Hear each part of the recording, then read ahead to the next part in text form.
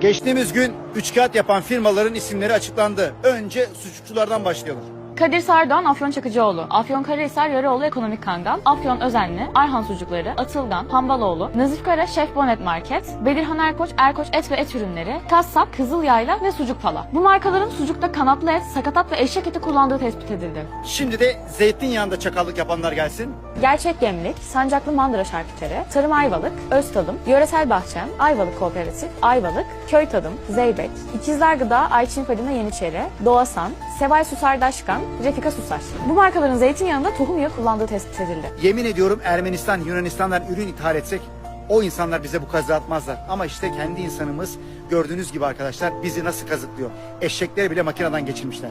Şimdi bu esnafa kızıyoruz ama bir de bunları kontrol etmeyenler var. Esnaf diyor ki ulan zaten kontrol etmiyorlar. Ya da diyor kontrole geliyorlar, atıyoruz sakalı, veriyoruz rüşveti, bakıyoruz rahatımıza. Gelsin eşekler, gelsin bilmem ne.